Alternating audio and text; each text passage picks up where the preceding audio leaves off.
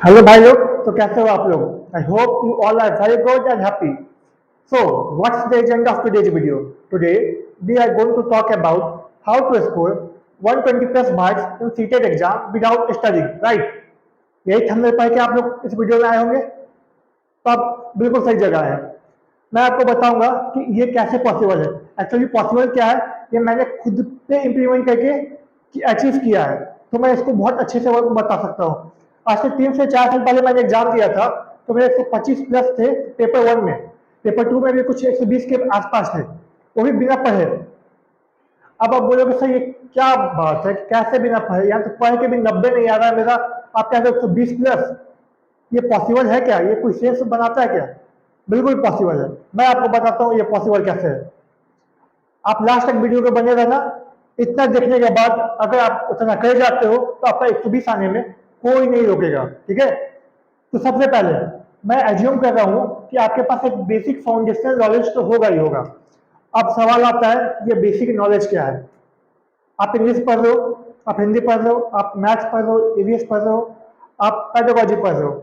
अगर आप इंग्लिश पढ़ रहे हो तो noun, pronoun, verb, adverb, preposition, conjunction, at least minimum इतना तो होगा ना कि आपको उसका डेफिनेशन याद होगा कि उसको क्या है, प्रीपोजिशन क्या है, नाउन क्या है, प्रोनाउन।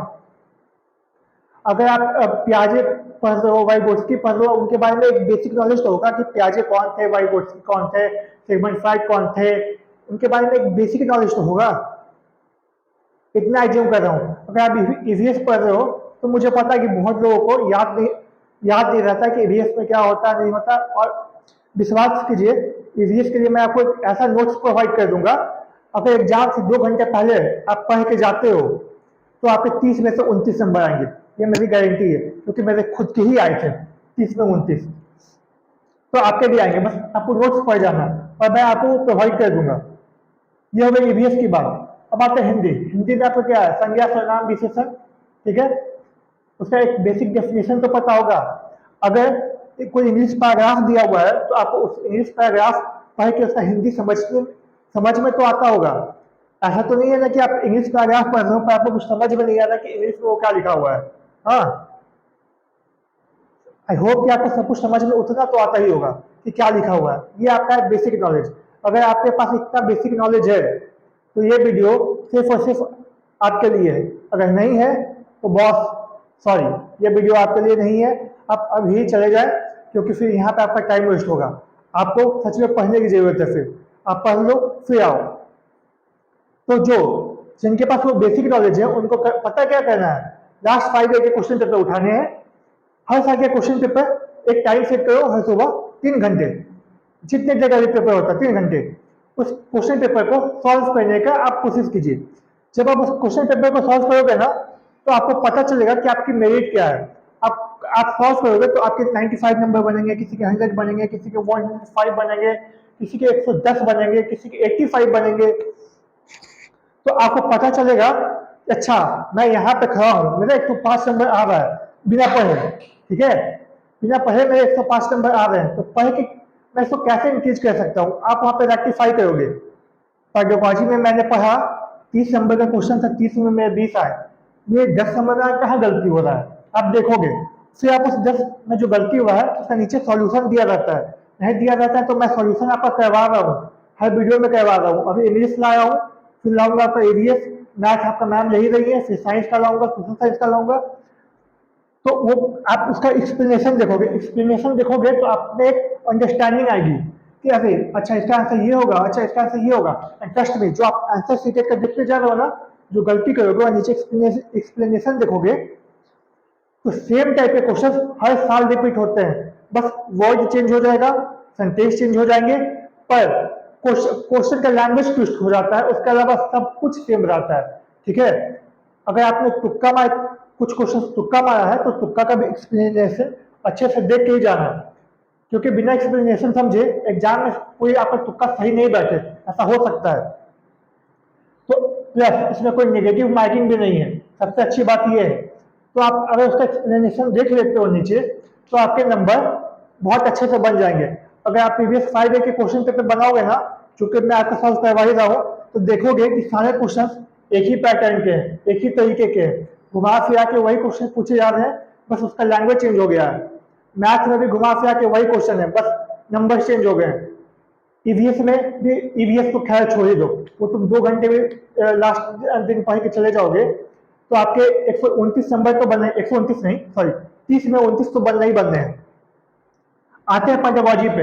पेडागोजी में आपका कितना नंबर आ सकता है अगर आपको कुछ भी नहीं पता, आपके पास सिर्फ बेसिक नॉलेज है, अगर आप प्रीवियस 5 ईयर के क्वेश्चन पेपर सॉल्व करते हो तो आपके कितने नंबर आ जाएंगे पेडागोजी में? आराम से 25 आप स्कोर कर लोगे आराम से। अगर प्रीवियस 5 ईयर के क्वेश्चन पेपर बना लेते हो, उसका नीचे जो एक्सप्लेनेशन दिया हुआ है, ये एक्सप्लेनेशन मैं करवा रहा हूँ, वो कर जाते हो तो आराम से आप वो कर जाते हो। इंग्लिश, इंग्लिश सबसे इजी, मैं बता रहा हूँ कैसे। 10 नंबर का पैराग्राफ होता है, 5 नंबर का एक प्रोच दिया रहता है, पोइट्री दिया रहता है, उससे क्वेश्चन करते हैं। और हाँ, लैंग्वेज जो होता है उनका क्वेश्चन पूछने का, वो बहुत ट्विस्ट करके पूछते हैं। अगर उस 15 में आप 11-12 ले आते हो, मिनिमम 10 में ले आते हो, तो पेडागोजी जो है, इंग्लिश पेडागोजी 15 नंबर का, उसमें 13 नंबर तो पक्का ही लाओगे आप, ठीक है। तो 20-23 नंबर मिनिमम भी तो आपके बनेंगे बनेंगे। फिर आता है ईवीएस आपका। ईवीएस में क्या करें? ईवीएस में कुछ करना ही नहीं है। ईवीएस में 50 पन्नों का नोट्स है, ठीक है, एक छोटा छोटा 1 लाइनर, ओके, 1 से 5 का पूछते हैं वो।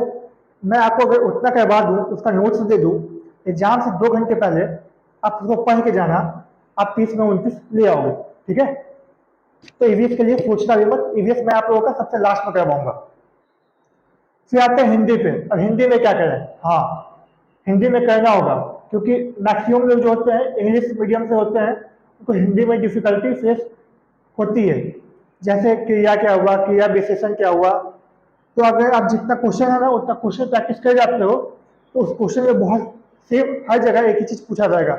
अच्छा बताइए, इसमें क्या है? कर्ता है, कर्म है, कारक है, कौन सा है? ठीक है, अपादान कारक है, सपादान कारक है। तो एक ही तरीके के क्वेश्चन को घुमा फिरा के पूछते रहेंगे। कौन सा कारक इसमें है? कर्ता कारक है, अपादान कारक है, सपादान कारक है। ऐसे ही क्वेश्चन आपके बनते हैं। तो जितने प्रीवियस ईयर के पेपर करवा रहा हूँ, अगर आप प्रीवियस 5 ईयर के क्वेश्चन पेपर कर लेते हो तो आपके आराम से हो जाएंगे, क्योंकि मैं एज्यूम कर रहा हूँ कि आपके पास एक बेसिक नॉलेज तो है ही। अगर बेसिक नॉलेज है तो आपको बस एक ब्रशअप की जरूरत है, और ब्रशअप आपको आपका पढ़ के नहीं होगा, आपका ब्रशअप जो होगा वो सिर्फ और सिर्फ प्रैक्टिस से होगा। CTET is all about practice. जो प्रैक्टिस करके जाएगा वो आराम से 120 लेके आएगा। जो सिर्फ पढ़ के जाएगा 90 तो आने ही चाहिए आपके, अगर आप पढ़ के भी जा रहे हो तो। अगर वो भी नहीं आते तो फिर बहुत गलत बात है। हाँ, पर जो प्रैक्टिस करके जा रहे हैं वो अपना 120 मान के ही जाए कि उनका 120 आ रहा है, क्योंकि सीटेट पूरी तरीके से प्रैक्टिस पे है। प्रैक्टिस पे क्यों है? क्योंकि सारे के सारे क्वेश्चन एक ही तरीके के होते हैं। जो पिछले 5 साल पहले पूछा था वही 5 साल इस बार भी सेम क्वेश्चन उसी तरीके के आएगा। तो आप प्रैक्टिस कीजिए, अच्छे से प्रैक्टिस कीजिए, आपका 120 आराम से आएगा, ठीक है। अगर आपसे पढ़ने के भरोसे है तो बॉस आपके वही 90, 100 ऐसे ही कुछ बनेंगे। और आपको कुछ आता ही नहीं है, आपके पास एक बेसिक नॉलेज भी नहीं है, तो आपसे हाथ जोड़ के निवेदन है कि आप तो बिल्कुल ही पढ़िए। आप प्रैक्टिस छोड़िए, आप पढ़ लीजिए पहले, पढ़ने पे ही आपका होगा। फिर ये वीडियो आपके लिए था ही नहीं, ठीक है। इसी नोट पे मैं ये वीडियो बंद करता हूँ। अगले वीडियो में मिलेंगे। अगले वीडियो में मैं आप लोगों के साथ क्या करवाने जा रहा हूँ, शायद मैं अगले वीडियो में आप लोगों का इंग्लिश पैराग्राफ के जो क्वेश्चन बनते हैं, और वो क्वेश्चन जो होते हैं ना ट्विस्ट करके बनते हैं, तो वो क्वेश्चन मैं आपके लिए लेके आऊंगा। आपका ऑलरेडी मैंने फिगर ऑफ स्पीच करवा दिया है, जिससे 2-3 क्वेश्चन हर एग्जाम में बनते हैं। अब मैं पैराग्राफ लेके आ रहा हूँ, जिस उस पैराग्राफ को आप 2 से 3 मिनट में कैसे सॉल्व करोगे मैं आपको वो बताऊंगा।